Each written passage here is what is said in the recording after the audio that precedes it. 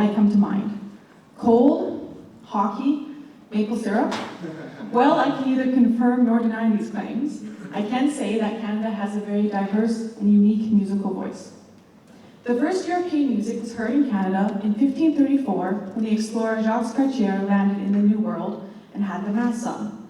Over the next 500 years, music was heard in the metropolitan centers in the east in Montreal, Quebec, moving through the Prairie provinces and reaching the west coast of Vancouver.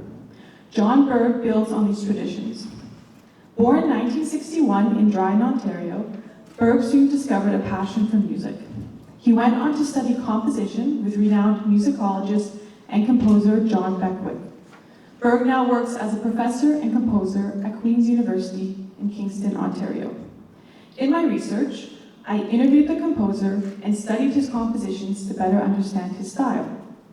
When asked about his artistic values, Burge noted that he wanted to write music that was only as difficult as it needs to be. As a performer, I thank him, was to write music that generates an emotional response to the listener and performer, and was to use his power of position and authority to better the world for the next generation of artists. When looking at his compositions, I specifically focused on piano ones, being a pianist myself, and found three main compositional influences. Those were the influence of nature, poetry, and extended or contemporary piano techniques. We Canadians have a close connection with nature, and we love our two seasons of July and winter. Burge taps into this passion for nature with the programmatic titling of many of his works.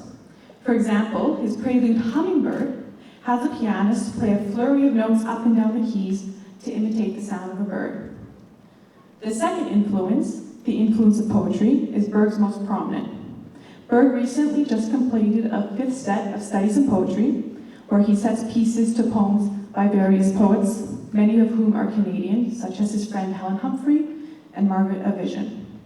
The last technique, extended piano techniques, is always used in conjunction with some sort of image or emotion he's trying to create. For example, his prelude, Bells in Winter, has a pianist press the pedal with their right foot, take their left hand, and strike the low string on the piano. If done properly, the sound will reverberate and sound like a church bell across a barren landscape.